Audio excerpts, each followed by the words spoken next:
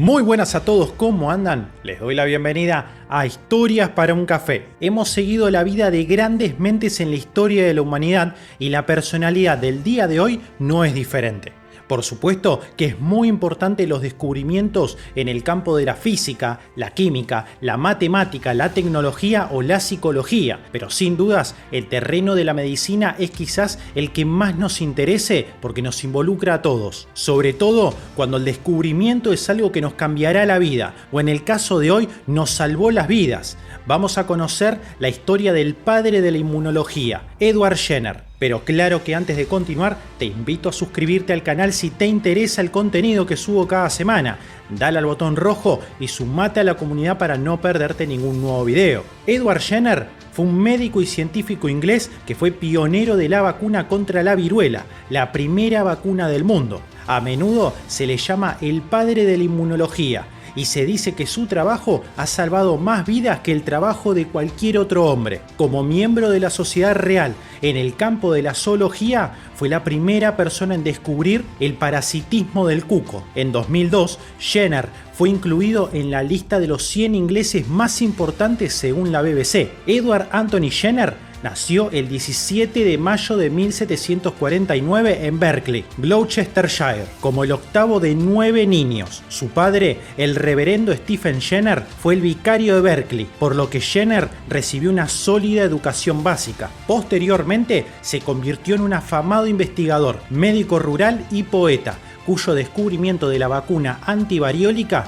tuvo trascendencia definitoria para combatir la viruela, enfermedad que se había convertido en una terrible epidemia. Era también llamado como el sabio poeta debido a la pasión que sentía por escribir y manifestar sus sentimientos a través de esta faceta de la literatura. También amaba la música y la naturaleza. La gente de su pueblo lo creía loco porque había empezado a probar la vacuna contra la viruela con un niño sano de 8 años llamado James Phipps. Después de que el tratamiento con James Phipps dio resultado favorable, lo empezó a utilizar con otras personas, ante la cerrada oposición de otros médicos. Las personas creían que si se vacunaban, les crecería apéndices vacunos en el cuerpo y sobre eso se hizo una sátira llamada The Cowpox en 1802. Para la historia de Francia, llega el merecido reconocimiento cuando Napoleón da la orden de vacunar a toda su tropa en el año 1805. Posteriormente, la condesa de Berkeley y Lady Doos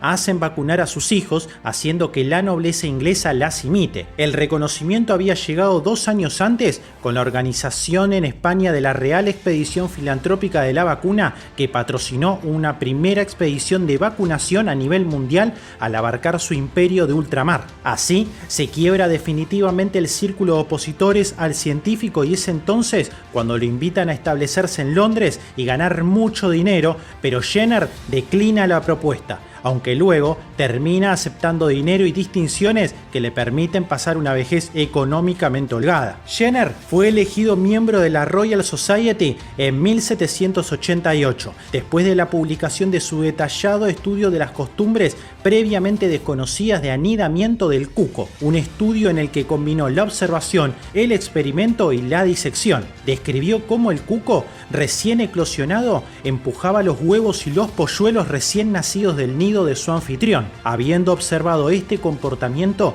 Jenner descubrió una adaptación anatómica necesaria para su puesta en práctica. El adulto no permanece el tiempo suficiente en el área para realizar esta tarea. Las conclusiones de Jenner fueron publicadas en las Transacciones Filosóficas de la Royal Society en 1788. La comprensión de Jenner del comportamiento del ave cuco no obtuvo un crédito completo hasta que el artista Jemima Blackburn, una aguda observadora de la vida del pájaro, vio un pollo de cuco que empujaba hacia afuera un huevo de su anfitrión. Su descripción e ilustración de este hecho fueron suficientes para convencer a Charles Darwin de revisar una edición posterior de El origen de las especies. En la época de Jenner, la inoculación ya era una práctica común, pero implicaba graves riesgos. En 1721, Lady Mary Montagu había importado la variolación en Gran Bretaña después de haberla observado en Constantinopla. Voltaire escribió que por entonces el 60% de la población padecía la viruela y que el 20% fallecía por la enfermedad. Voltaire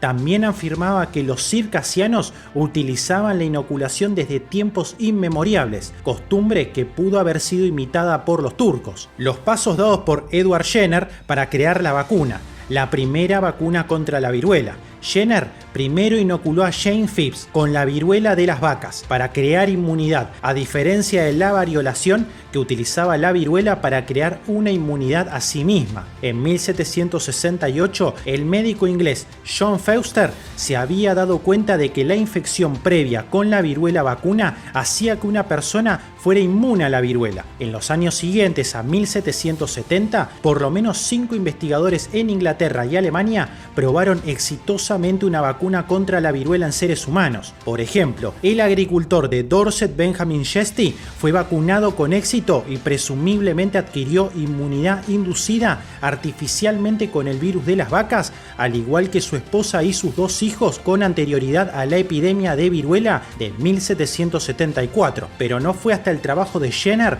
que el procedimiento llegó a ser ampliamente entendido. Jenner pudo haber conocido el procedimiento utilizado con Chesty y el éxito obtenido. Al observar el hecho comúnmente conocido de que las lecheras eran generalmente inmunes a la viruela, Jenner postuló que el contacto de las lecheras durante el ordeño con el pus de las ampollas de las vacas las protegía de la viruela. El 14 de mayo de 1796, Jenner probó su hipótesis inoculando a Jane Phipps, un niño de 8 años, hijo del jardinero de Jenner. Raspó el pus de las ampollas de la viruela en las manos de Sarah Nelms, una lechera infectada de la viruela vacuna por una vaca llamada Blossom. Phipps fue el 17º caso descrito en el primer artículo de Jenner sobre vacunación. Jenner inoculó a Phipps en ambos brazos ese día, lo que le produjo posteriormente fiebre y cierta inquietud, pero ninguna infección grave. Posteriormente, le sometió al procedimiento de variolación, el método habitual de inmunización en ese momento que, en ocasiones, suponía contraer la grave enfermedad. No se produjo ningún síntoma. El niño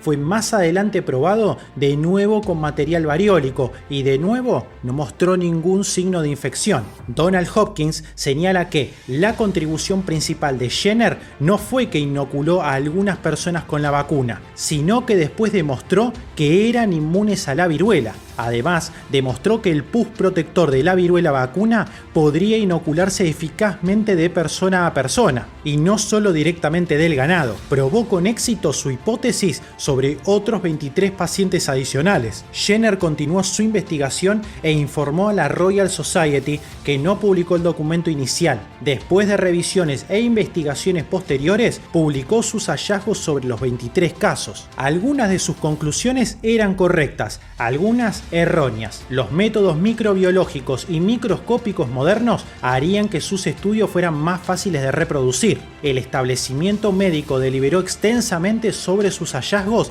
antes de aceptarlos. Finalmente, se aceptó la vacunación y en 1840 el gobierno británico prohibió la variolación de la viruela para inducir la inmunidad y proporcionó la vacunación con vacuna gratuita. El trabajo continuo de Jenner sobre la vacunación le impidió continuar con su práctica médica ordinaria. Fue apoyado por sus colegas y el rey en la petición al Parlamento, y se le concedieron 10.000 libras esterlinas en 1802 por su trabajo en la vacunación. En 1807 se le concedieron otras 20.000 libras, después de que el Real Colegio de Médicos confirmase la eficacia generalizada de la vacunación. En 1803 se convirtió en presidente de la Sociedad Jenneriana de Londres, preocupado por promover la vacunación para erradicar la viruela. El Jennerian cesó sus operaciones en 1809. En 1808, con la ayuda del gobierno, se fundó el Instituto Nacional de Vacunación, pero Jenner se sintió deshonrado por los hombres seleccionados para gestionarlo